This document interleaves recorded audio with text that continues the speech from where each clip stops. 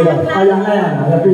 Kasi isa na po ako ako'y nanginginig-inig. Ngayon lang po ako makakapagsalita sa napakaraming tao. We are here at Santa Maria Bible Baptist Church. These are senior citizens who got healed by using sagip, the ancient herb. Bata pa talaga. Mga po ay hindi lang, maraming pinagdaanan, problema sa buhay. Ang Panginoon po ang aming pinakita. At nito kung may edad na nga ako, nagkasakit na ako. Nang ako po ay sa high blood, 55 na lang ako na ako uminom ng high blood. Nung uminom ng high blood, nagkaroon na ako ng diabetes. Nagkaroon na ng pneumonia. Nagkaroon na ng uric acid. Sabi ko, bakit parang ako hindi nagaling? Nadami kasi yung ininom yung gamot. Alam niyo po nung ako'y mamagaan saan. Papasko. Sabi ko ay September, October. December na hindi pa siya nagaling. Pero siya, alam niyo po bang kagalingan? 2 doktor ang pinuntahan ko parehas, wala. Nung po kami umahon na, yan, naririto yung 2 kong kasama pagpapadoktor. Nasabi nga ay dumaan daw kami dito. At wala namang problema kasi yun naman ka ako. Eh kung talagang kagagaling, yun ang mas magaling na kung siguradong puntahan natin. Alam nyo talagang ang Panginoon ay marunong. Kasi po wala akong doktor na ginamit. Unang inom ko lang po, tanghali kami dumaan dito, hindi na ako. Padalawa po ay hapon. Na parang po nung hapon na yun, nung gabi na yun, may naramdaman na akong may taon hindi ginali. Nung inom ko nung hapon na yun, hindi na ako magkalahin ng bag. Nagtaka talaga ako, kasi hindi na ako nakatayo ng walang kamis, walang akas.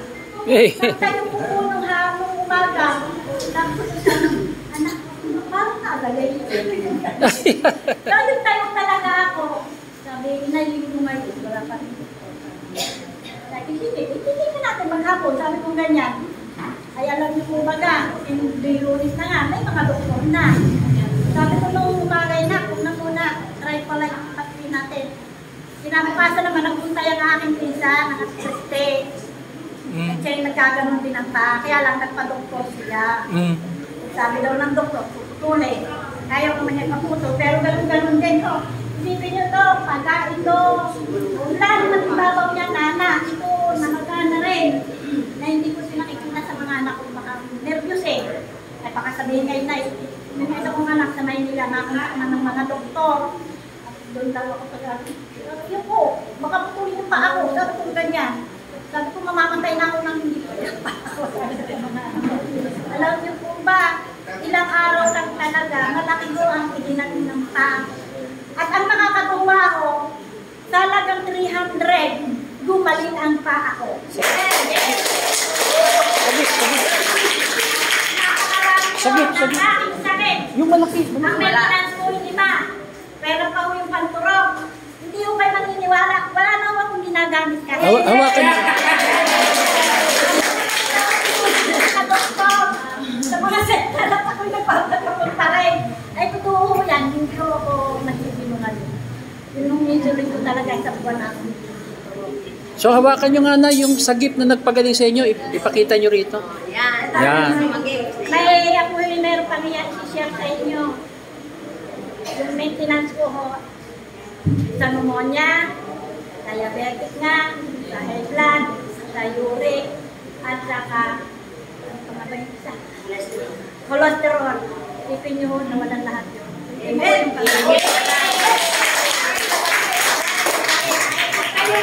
Kayo sabi yung tax-rate ito. Wag ko kayo matatawag kasi yung naranasan ko. Ako ay nakaranas kumain ng parang sipon at sago.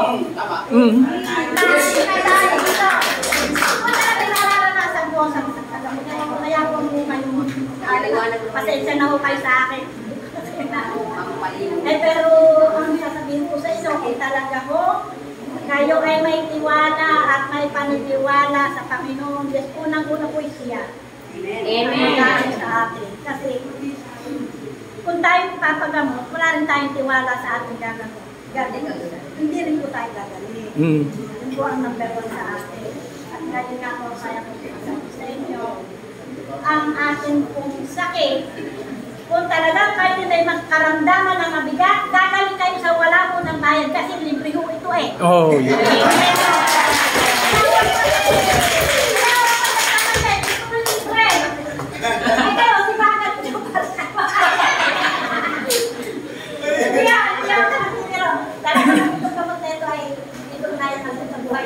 Naniniwala ako sa akin, ang trabaho ko sa umaga, pagpasok sa umaga, maglalaba, magluluto, maglinis, magluluto mga estudyante, nagagawa ko po yung lahat.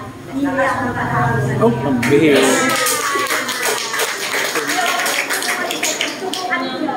Subukan ninyo, may kalakasan ng katawan. Mm. Amen. Sasabihin ko sa inyo, hanggang ngayon, hindi ba ipapa ako?